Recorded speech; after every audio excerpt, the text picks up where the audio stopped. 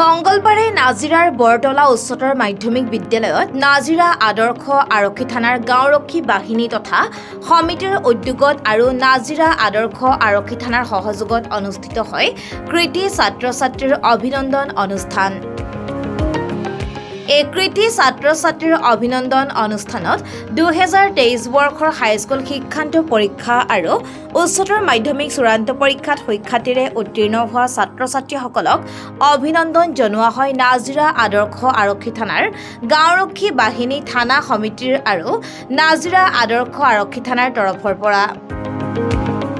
এই অনুষ্ঠানত শিৱসাগৰ জিলাৰ আৰক্ষী অধীক্ষক শুভ্ৰজ্যোতি বৰা, নাজিৰা মহকুমাৰ আৰক্ষী বিষয়া শুভলক্ষ্মী দত্ত, নাজিৰা আদৰ্শ আৰক্ষী থানাৰ ভাৰপ্ৰাপ্ত বিষয়া ভৱেন দাস, গাঁওৰক্ষী বাহিনীৰ বিষয়ববীয়াসকল আৰু ছাত্ৰ-ছাত্ৰীসকলৰ লগতে অভিভাৱকসকল উপস্থিত থাকে। নমস্কাৰ। আজি আমি নাজিৰা উচ্চতৰ মাধ্যমিক বহুমুখী বিদ্যালয় থানা গাঁওৰক্ষী বাহিনী থানা সমিতি আৰু আমাৰ নাজিৰা আদৰ্শ আৰক্ষী থানাৰ সহযোগত আমি আমাৰ যিসকল গাঁওৰক্ষী বাহিনীৰ সদস্য আছিল তেওঁলোকক বাবে আজি এই অনুষ্ঠানটো আমি পতা হৈছে। কাৰণ যিহেতু আমাৰ গাঁওৰক্ষী বাহিনীসকলে যথেষ্ট গাঁৱত তেওঁলোকে দিনে নিশাই পহৰা দায়িত্ব দি আমাৰ গাঁওখনৰ লগতে দেশখনৰো এটা শান্তি শৃংখলা পৰিৱেশ বজাই ৰাখিছে। আৰু তেনেস্থলত আমি আমাৰ যিসকল সদস্য ল'ৰা ছোৱালীবিলাক সুখ্যাতিৰে উত্তীৰ্ণ হৈছে তেওঁলোকক অকণমান আমি মৰম যাচিবৰ বাবে এই অনুষ্ঠানভাগি আজি পতা হৈছে। গতিকে আমি আমাৰ নাজিৰা আদৰ্শ আৰক্ষী থানাৰ ভাৰপ্ৰাপ্ত বিষয়া মহোদয়ে যথেষ্ট অনুষ্ঠানভাগি সাফল্যমণ্ডিত কৰাত যথেষ্ট অৰিহণা যোগাইছিল। গতিকে তেখেতলৈ আমি আন্তৰিক অভিনন্দন জ্ঞাপন কৰিছোঁ। আৰু আমাৰ সমূহ গাঁওৰক্ষী বাহিনীৰ যিসকল সদস্য বিষয়ববী আছে তেওঁলোকলৈকো আমি তেওঁলোকলৈও আন্তৰিক ধন্যবাদ জ্ঞাপন কৰিছোঁ। আৰু লগতে আপোনালোক আহি আমাৰ এই অনুষ্ঠানভাগি সফল ৰূপায়ণ হোৱাত যি থানা সমিতি আৰু আমাৰ নাজিৰা আদৰ্শ আৰক্ষী থানা সমিতি নাজিৰা আদৰ্শ আৰক্ষী থানাৰ পৰাও আন্তৰিক অভিনন্দন জ্ঞাপন কৰিছোঁ। ধন্যবাদ।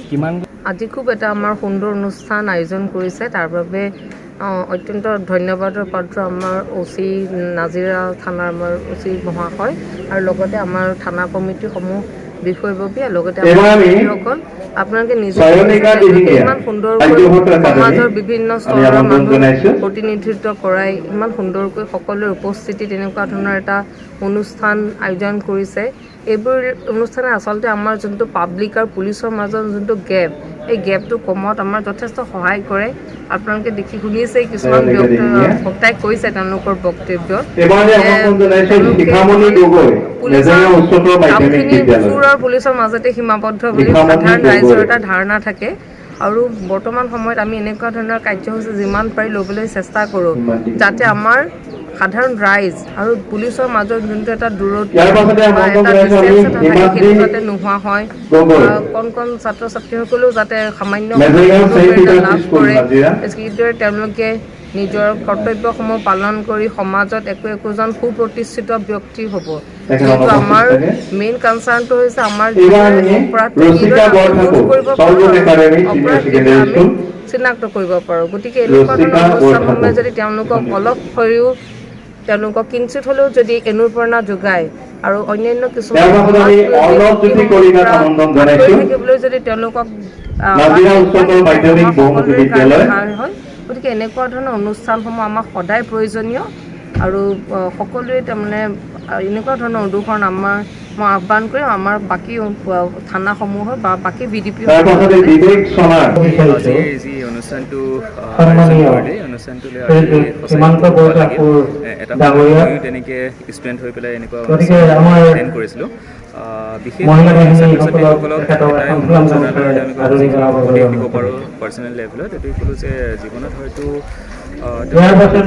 ছাত্ৰ-ছাত্ৰীয়ে বহুত ডাঙৰ পজিশ্যনত লক্ষ্য ৰাখিব যে জীৱনৰ লক্ষ্য হিচাপে কোনোবা এজন পুলিচ officer IAS officer mathematician scientist হোৱাতকৈ বেছি ইম্পৰ্টেণ্ট হয় এজন ভাল মানুহ হৈ নিজকে গঢ়ি তুলিবৰ কাৰণে চ' সেইকাৰণে যিয়েই নকৰক তেওঁলোকে অনেষ্টি আৰু ইণ্টিগ্ৰিটিৰ মাজেৰে আগবাঢ়ি কাম কৰিলে নিজৰ লগতে পৰিয়ালৰ লগতে গোটেই সমাজখনৰ কাৰণে বহুত উপকৃত হ'ব পাৰিব বুলি মই আশা কৰি তেওঁলোকক এই উপদেশটো দিলোঁ।